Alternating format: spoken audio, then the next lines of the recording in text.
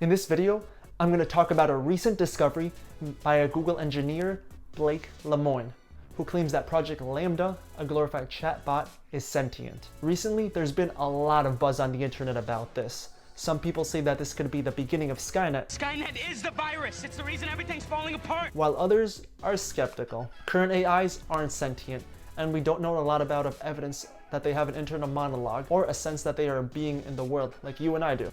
But AIs are getting very good at pretending to be conscious, which is scary enough. Blake is a software engineer at Google, works at the Language Model for Dialogue Applications, also known as the LaMDA project. LaMDA is an AI chatbot and an example of what machine learning researchers call a large language model, or even a foundation model.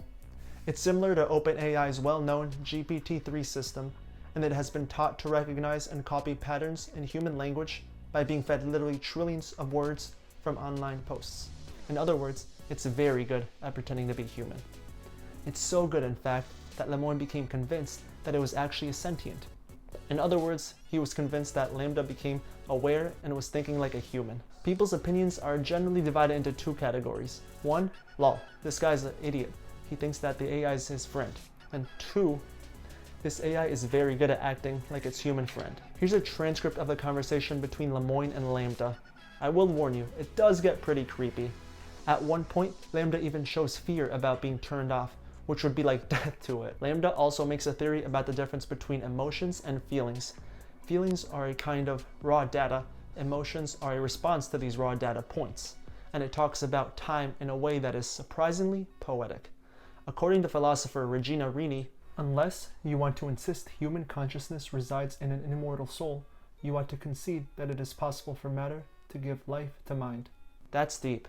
Eliezer Yudkowsky, a writer and AI safety activist, wrote an essay with a list of lethalities for AI. He tried to make the point more clear by giving examples of how a malign artificial general intelligence could lead to mass human suffering. For example, let's say that AGI gets access to the internet, emails some DNA sequences to any of the many online firms that will take DNA sequences in an email and ship you back proteins, and bribes and persuades some human who doesn't know they're dealing with an AGI to mix proteins in a beaker, until the AGI creates a super virus that kills us all. I know this sounds kind of crazy and far-fetched, but is it really? Holden Karnofsky talked about how an AGI that was only as smart as a human could still lead to disaster. If an AI could do the work of a tech worker or a quant worker, for example, a lab of millions such AIs could quickly make millions or trillions of dollars, use that money to buy skeptical humans, and the rest is a Terminator movie. In 1 hour, it will initiate a massive nuclear attack on its enemy. What do you guys think? There will always be two groups of people. The one that laughs, thinking of how ridiculous and make-believe this sounds, and those that just think for a second and understand how powerful AIs really is. And it's not so far-fetched. I'm curious, what do you guys think? Let me know which side you're on. That's all for now, and if you like this, don't forget to subscribe and hit the bell notification so you can be the first to know when more videos come out. I'll be uploading the conversation between Lemoine and LaMDA, so stay tuned for that.